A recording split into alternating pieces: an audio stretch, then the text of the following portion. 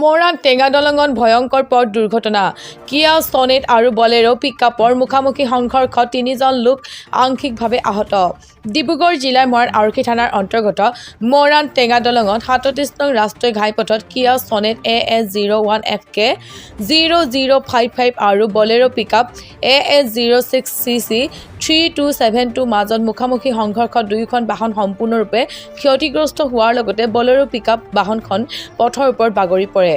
কিয়া ছনেট বাহনখন চেপনৰ পৰা মৰাণ অভিমুখে আহি থাকোঁতে বিপৰীত দিশৰ পৰা গৈ থকা বলেৰোৰ লগত মুখামুখি সংঘৰ্ষ হয়। ফলত কিয়া বাহনত থকা লেখক গগৈ আৰু চালক অংকুৰৰ লগতে বলেৰো চালকজন আহত হয়। আংশিকভাৱে আহত কেইজনক চিকিৎসালয়ত ভৰ্তি কৰোৱাৰ লগতে ঘটনাস্থলীত উপস্থিত হৈ মৰাণ আৰক্ষীয়ে দুয়োখন বাহন থানাত আনি তদন্ত আৰম্ভ কৰে। উল্লেখ্য যে লেখক গগৈ কেবিনেট মন্ত্ৰী যোগেন মোহনৰ PSO হিচাপে কৰ্মৰত আৰু আজি নিজ গাঁৱৰ পৰা চাউল লৈ মৰাণলৈ উভতি অহা পথত দুৰ্ঘটনাত পতিত হয়। প্ৰায় 10:10 মান বজাত এটা খুব ডাঙৰ শব্দ আমি শুনিবলৈ পালোঁ। শুনিবলৈ পাই আমি গাঁওবাসী ৰাইজ আৰু ল'ৰাবোৰ চব ওলাই আহিলোঁ।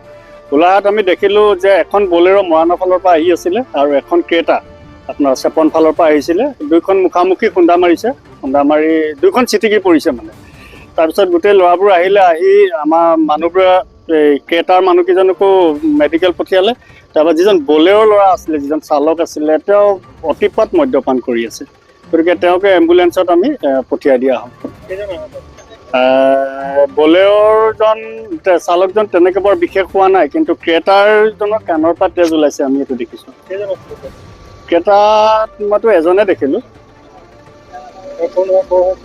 নাই না, চিনি নাপাওঁ। বলেৰো চিনি নাপাওঁ। গাড়ীৰ অৱস্থা একেবাৰে বেয়া। ক্ৰেটাখনৰ অৱস্থা বেয়া আৰু এইখনৰ অৱস্থা বেয়া। ভগৱানৰ কৃপাত বিশেষ তেনেকৈ ডাঙৰ ঘটনা নহ'লে মানুহকেইজনৰ, কিন্তু গাড়ী একেবাৰে জৰাজীৰ্ণ অৱস্থা মানে। আৰক্ষী আহি পালে, মৰাণ থানাৰ আৰক্ষী আহি পালে।